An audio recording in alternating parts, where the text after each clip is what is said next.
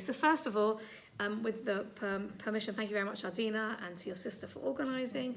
I'd like to dedicate this shir to the Refuah Shlema of Esther Bas Kayla and David Nathanael Ben Ayala Huva. He's one of my friend's sons who got injured recently in Israel. And also I'd like to dedicate it Le'ilu Nishmas, the Neshama of Talia Sarah Ben Eliyahu Nassan, who is one of our neighbours. Just unfortunately, Neshama was returned to Maker too soon. What should I tell you? Okay, so Chanuka. First of all, you've all got to notice my fantastic earrings. Can't believe no one commented till now.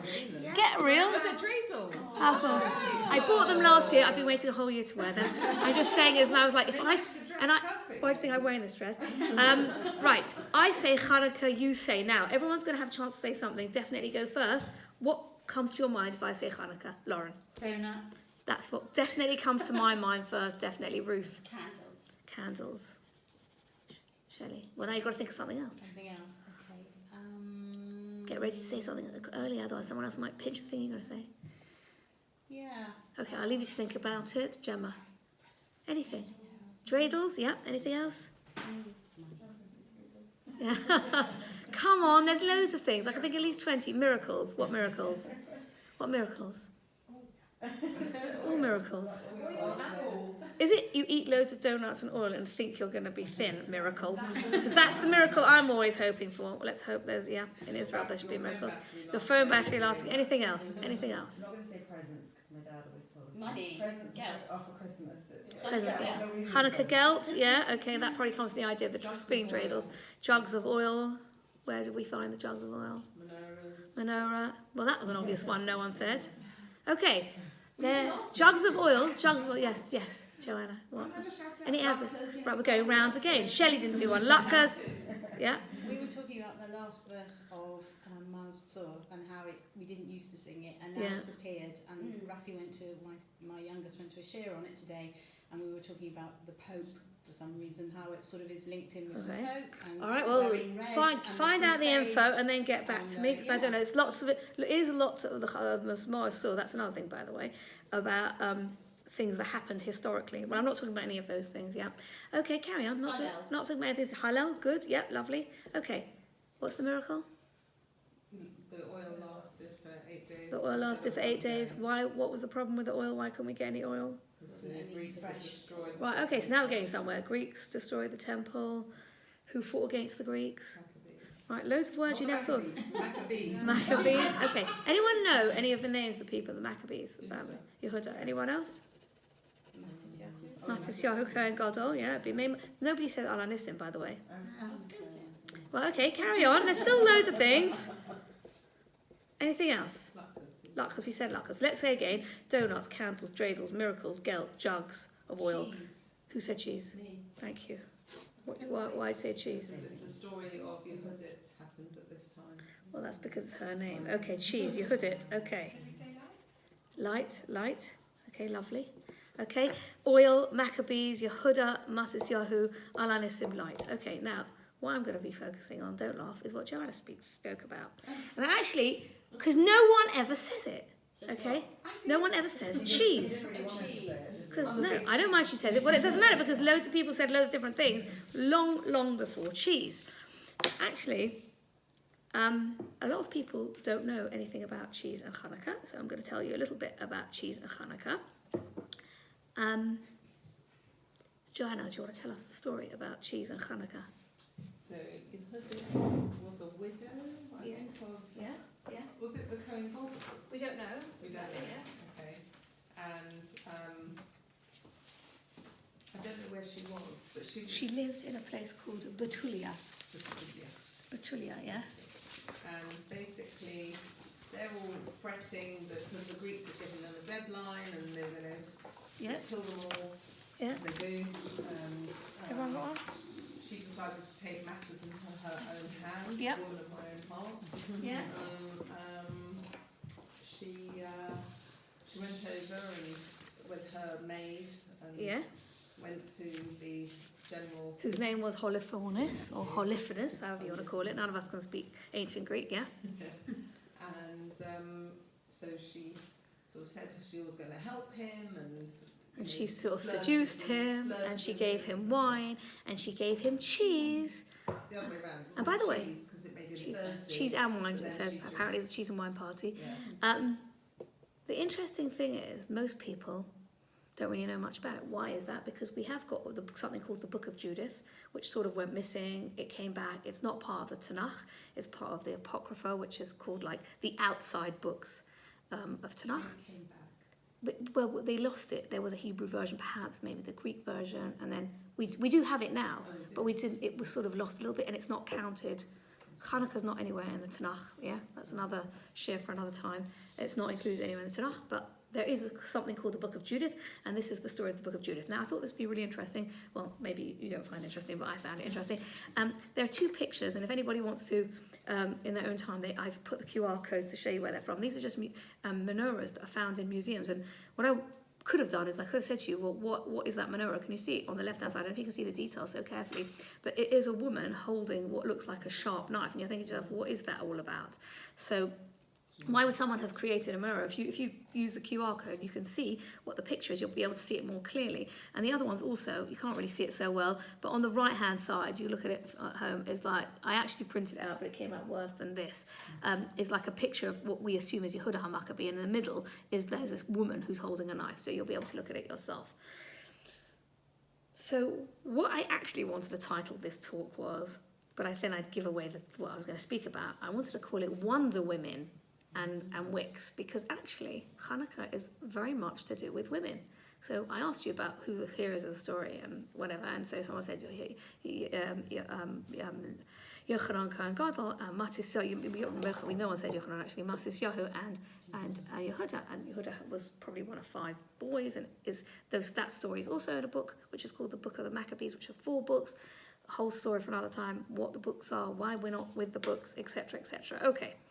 So first of all, Hanukkah is 8 days long, and 8 represents things that, supernatural. But during those 8 days, we have Rosh Chodesh, we have a Shabbos, and we have the number 8, which we say 8 are the days of a bris, right? So we always think to ourselves, 8 signifies the bris, and those are the 3 very things that the Maccabees, that the Syrian Greeks, whatever you want to call them, tried to stop us doing. You know, they tried to stop bris milah, and it's like such a big thing what they tried to stop us doing. And I just want to tell you today, this morning, well, Thursday morning, which is not really today anymore in Jewish life, I went today to the bris of my great nephew, and I just think to myself, wow, like all those years they tried to destroy us, and we're still around now. And what I want to focus on today is the women in the story of Hanukkah, because people know the mighty Greek army was, you know, but the small overcame the great, but the women. And the Mishnah Gemara hardly says anything about women, about people, about Hanukkah at all. It's like a tangential subject about candle lighting for Shabbos, and then it sort of talks a little bit about lighting candles on Hanukkah. So let's look a little bit together. I just want to say a caveat. I'm not in any way a halachist. I'm going to bring some halacha, but if you want to ask halacha l'maaseh about lighting candles, whether you should light candles on your own, you shouldn't light candles on your own, whether young girls in the house, I'm not paskening for anything like that. I don't have enough information. Okay, so here we have the Gemara in Shabbos, which talks, I told you, in reference to candle lighting Shabbos. It says, source 1 in your sheet, Shabbos Kaf Gimel, Anoshim Chayovos B'nei Chanukah, Sha'af Hein Hayu Ba'oso Hanes. Women are obligated in the lighting of the Hanukkah candles. The reason why most people do not light candles is because you're allowed to go under the mitzvah of your husband, and if he's lighting candles, some people think one big menorah in the window is much nicer than lots of little menorahs, so all different things like that. And it says Sha'af Hein Hayu Ba'oso Hanes, because they were also included in the miracle. It's such a tiny little section about Hanukkah, and in it, like one of the highlights is women are part of the miracle. So what do we say? They were also part of they were persecuted, but also perhaps were they part of the salvation? Somehow women were, directly somehow involved in the miracles and did they save the day? So Rashi comments and says, well, what does that mean? Why were women part of the miracle? What's going on here? And so he says, source 2, Shegozru Yuvonim al kol basulos hanasuas lehiba'el letaf sar techila Va'al yad isha na'asones. So here's the story. I don't know if anybody's ever heard of this, and I'm not really good at Latin, but there's something called us prime noctis, which is the person who's like the lord of the manor gets the rights to any girl who has never been married before, and he's allowed to take her, and he tried to especially try and sort of like disrupt family life, and people were, before they got married, they were like sort of kidnapped by the lord of the manor and held against their will and basically abused, and therefore, you know, it's like a whole sexual trauma, and not very, very nice, not a very nice story. So this story was happening at that time, and the Greek Assyrians, whoever the Yavonim were, that was going on quite a lot at the time, and people were persecuted. And the story goes as follows, that perhaps maybe it was the sister of Yehuda Maccabee, and she was going to get married, and she comes to her brothers, and she tore her wedding dress before her wedding, and she said, what is the matter with you? Why are none of you standing up for me? How is it possible that I'm going to be abused? What happened to Dinah when she was being abused by Shechem? Her brother stood up for her. Where are you? Why are you not standing up for me? And I know that's like an absolutely horrific story, but apparently then that made a difference, and people were like, oh no, we have to do something about this. But I think it's incredible that there's like a midrash that sort of starts the story when it says it comes from the initiation of a woman. There's lots to do homework on after. I'm only going to literally tangentially touch things, but it's really, really interesting because the Bach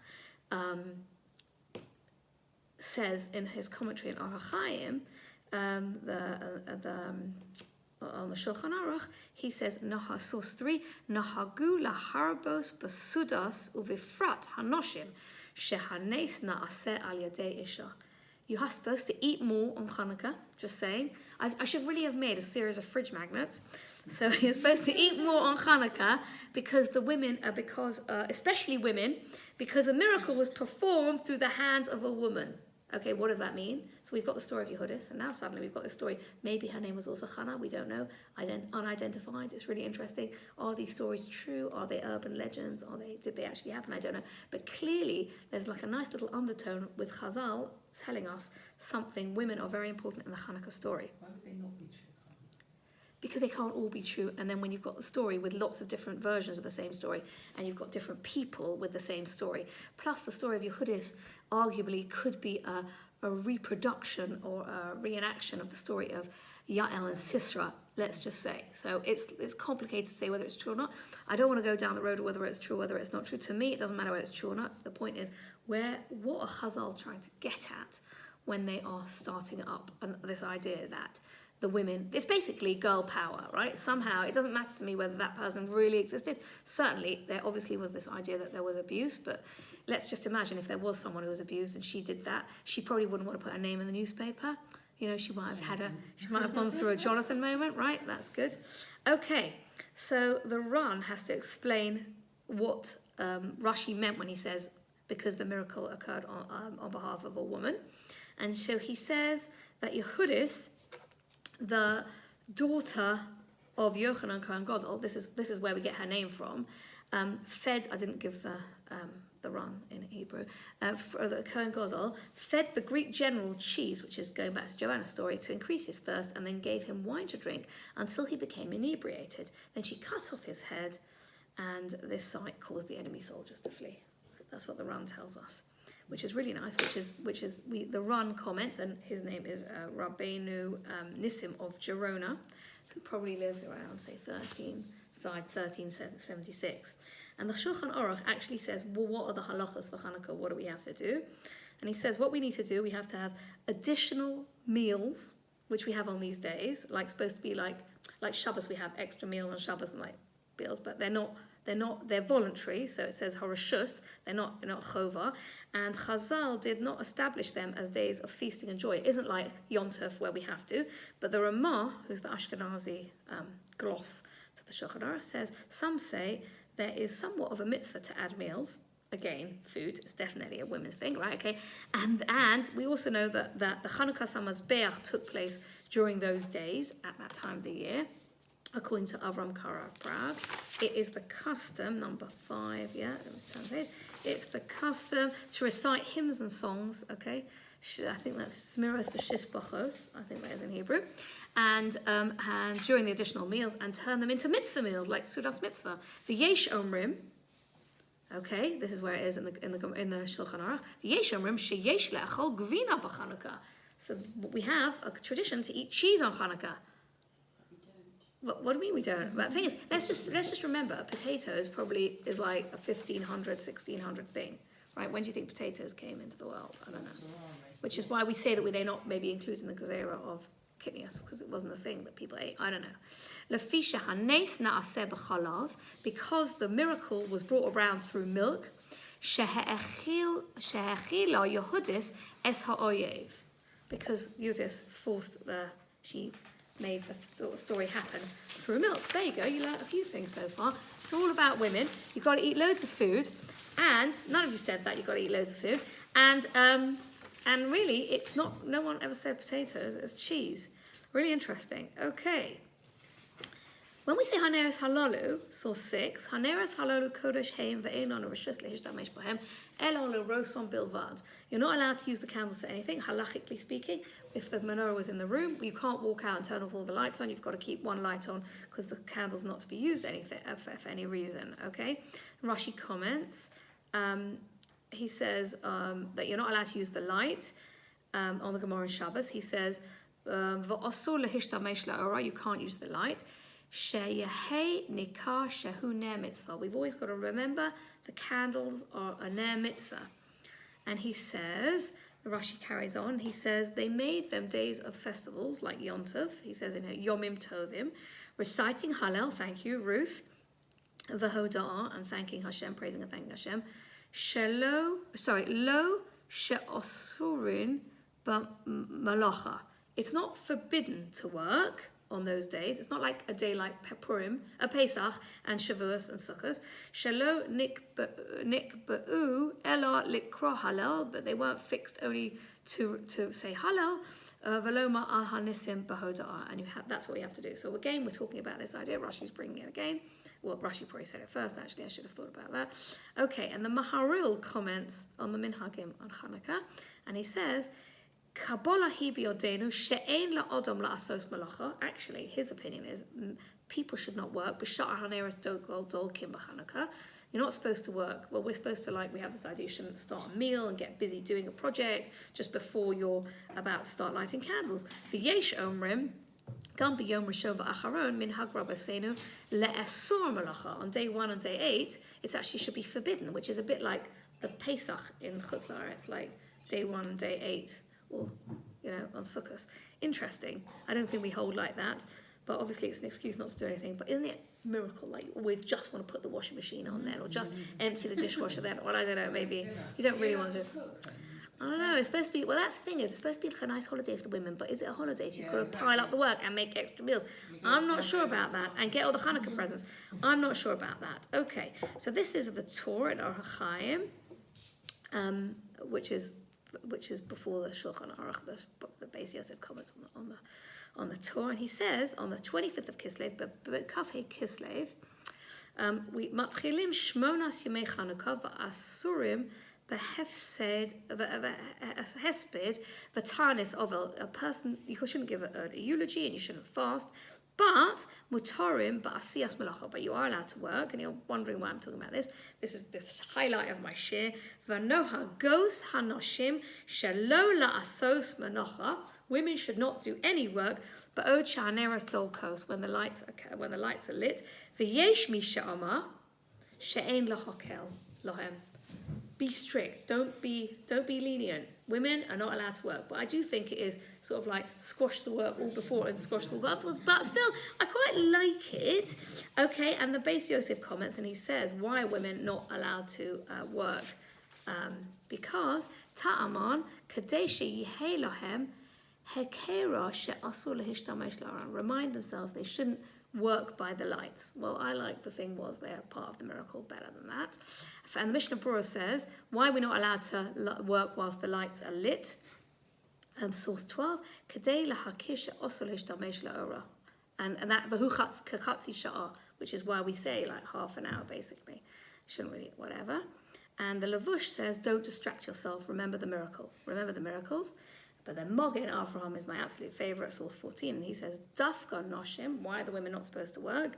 Lefi shena asen nes al yadehem, because the miracle took place through their hands.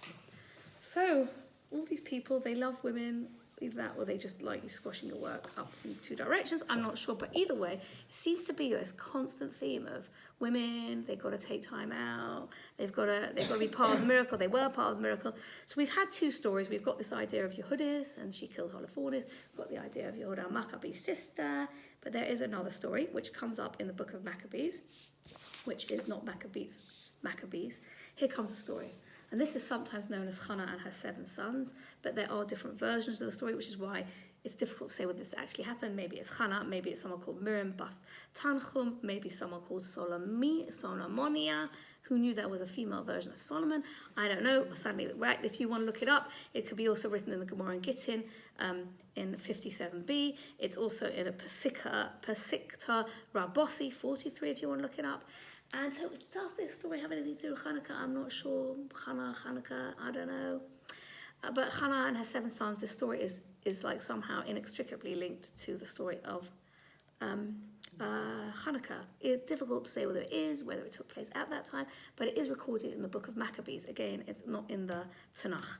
Okay, so the story goes, this woman has 7 sons, and the king at the time, let's just say it was Antiochus, says, right, bow down. And they say, no, I don't want to bow down. So he goes, right, off with your head. The next kid comes along, says, bow down, no, off with your head, off with your head. And the last one, this part of the story is not in the Maccabees. We'll look at the story in the Maccabees in the middle, but the story in the Gemara and Gittin says, whoever this general is, the Roman general, or this Antiochus person, if it is him, says, right, guys, listen, I really feel bad, like your mum, just 6 kids already died because they didn't listen to me, so I'll tell you what I'm going to do is, I'm just going to drop my ring on the floor, and what you're going to do is you bend down and pick it up, and then it doesn't look so bad, it doesn't look like you've bowed down to me, but you just picked up my ring, let's just do that. And he's like, no, I'm not doing that. Okay, so here let's look at the story just briefly in the book of Maccabees, because the story in the Gemara and Gittin is much longer if you want to look at it. And this is putting words into the mouth of the mother. And she says to her son, as he's about to start her 7th son, Shema Beni, listen to my son. Hinei tisha yorachim, nasoshich be'bitni. I've held you in my womb when I was pregnant for 9 months. V'shalosh shanim.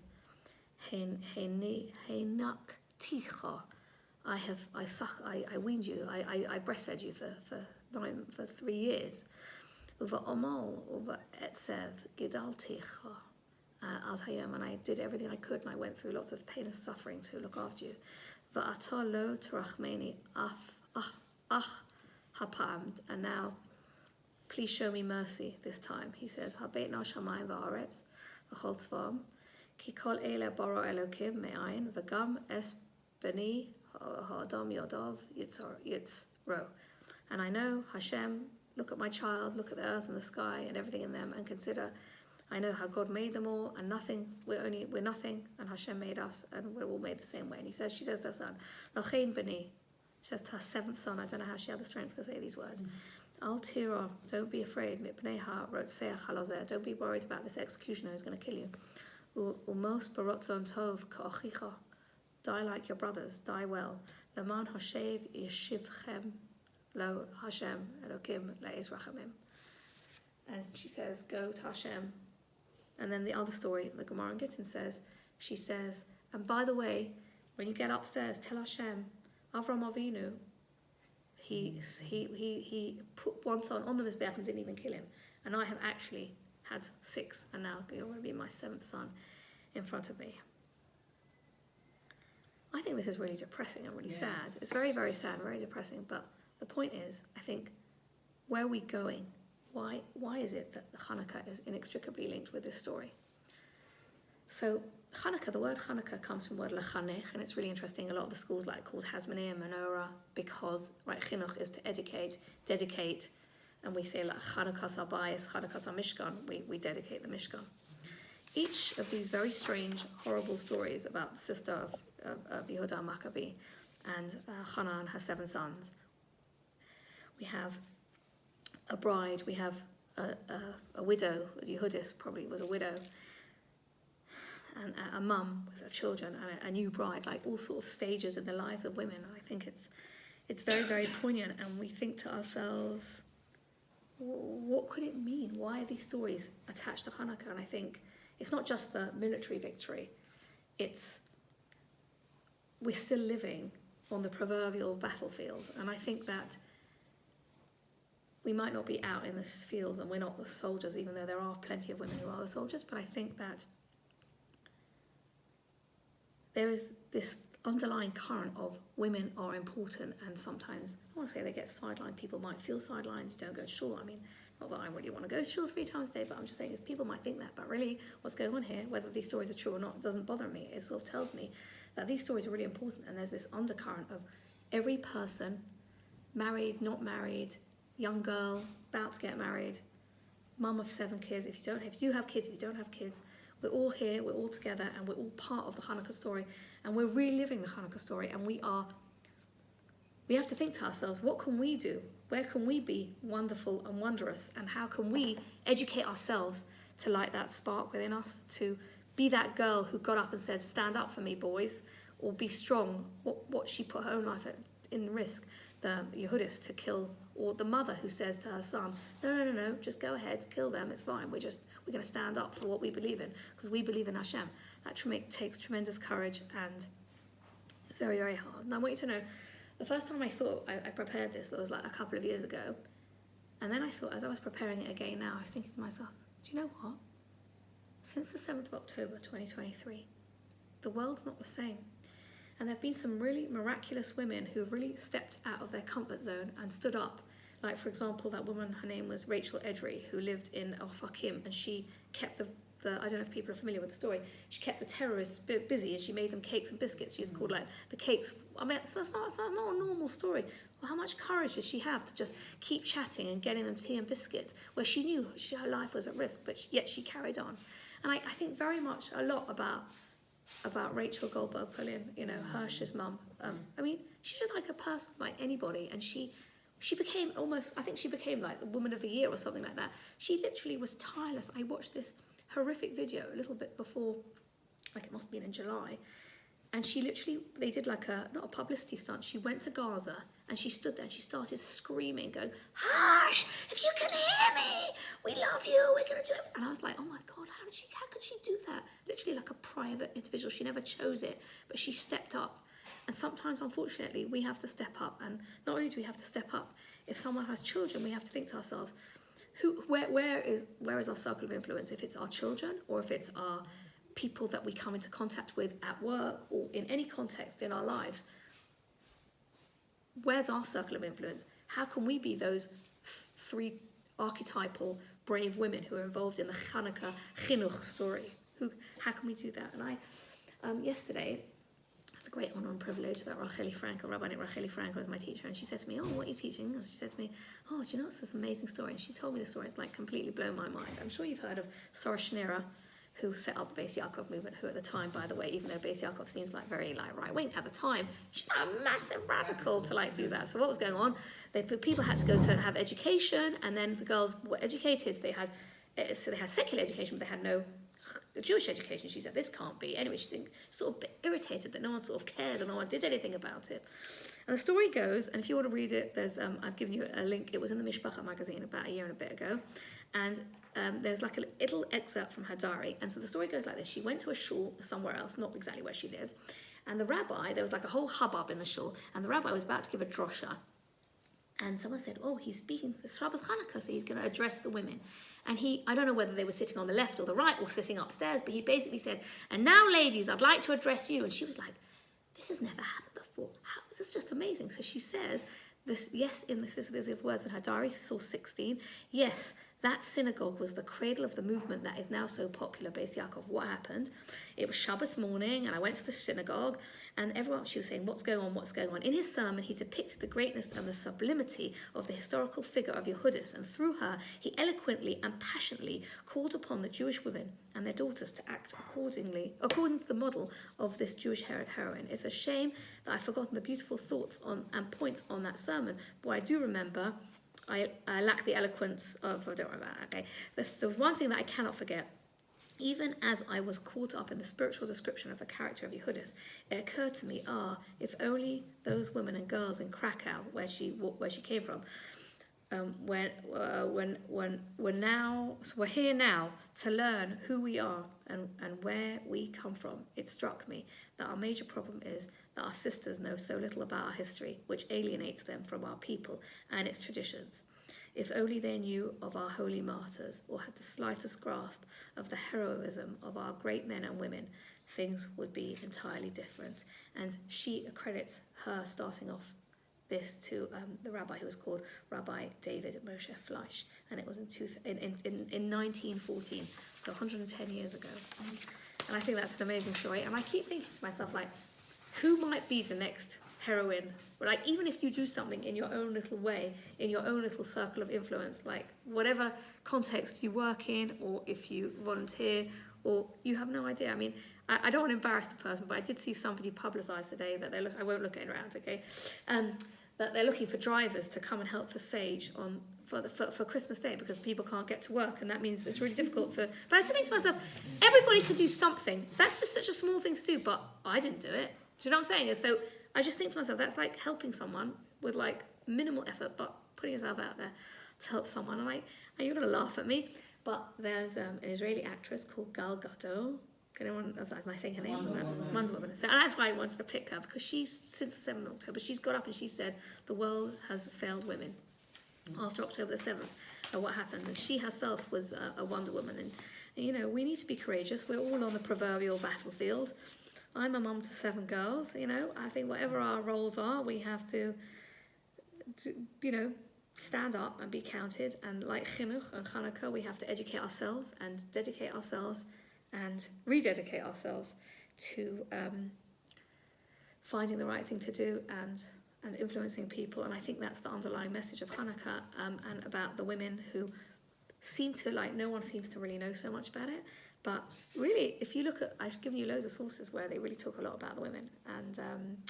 And just to finish, when we speak about the menorah, the Beis HaMikdash is in the book of Bamidbar, chapter 8. Remember that? It's always Bahaloskal, chapter 8, because we have 8 nights of Hanukkah. It's the 36th parsha. Not a coincidence. 36 candles apart from the 8 Shamashim. It thinks of box of 44. Loads of other Ramazim to Hanukkah and Torah. We won't go there today. When Hashem tells Aaron to light the menorah in the Beis HaMikdash, it says ches beis zaber el Aaron va'amarta elav bahaloscha es haneros el mul pnei hamenorah ya'iru shivas haneros. So when you light up, the word bahaloscha means light up. So there's lots of understandings. What does that mean? So when you have the wick, it can't just be just light. It has to be like, make sure that the wick really, really comes up. And Rashi says, why do we have to say bahaloscha? Because the flames rises upwards. An expression of denoting ascending is used when kindling the lights, implying that when you kindle them, you have to wait until the light takes off itself. And I think that when a person passes the light or passes the torch or the baton to anybody else, to the next generation, we have to do what we can to make sure that that light can stand up on its own 2 feet, so to speak, that it can stand up for itself. And I think that when Moshe Rabbeinu was told to make silver trumpets for the Mishkan, it says in Bamidbar Yud Beis, Aseh lecha shtei chatzrotzos kesef. Make for yourself. So what does it mean, make for yourself? Why can't you just say make? Why does it say Aseh lecha? Why does it have to say make for yourself? Why? Because the Medrash tells us, Ato mishtamesh bahem, ve'ein acher mishtamesh bahem. They're for you only, Moshe. No one else is allowed to use them. Teda lecha sheharei Yeshua, talmido shel Moshe, lo mishtamesh bahem. Yoshua is not allowed to use your trumpets. That's like the strangest thing. They made silver trumpets. No one else is allowed to use them. What does that mean? So I once heard, I think it was Rabbi Kimchi who said this. He told this many, many years ago. It's really stuck with me. He says that in the name of Dayan Yecheskel Abramsky, who was a Dayan in London, that the trumpets that you use are not going to be the same trumpets that I use. You know, you might do your thing through medicine. Somebody else might be a beautician. They might influence people or cheer up somebody's day through medicine or art or music or whatever it is that floats their boat or lights their wick, whatever it is. Everybody's got their thing. I can't use yours Moshe his trumpets were for his generation. Today, the trumpets are completely different. You know, I mean, my oldest daughter's 32 and my baby's 15. It's like, it's worlds apart. I mean, if you don't know how to use social media, TikTok, whatever, you can't even speak to someone who's a teenager, although they could probably teach you how to use it. So we think to ourselves, like, what do we do? What is your light? What inspires you? And what can you do?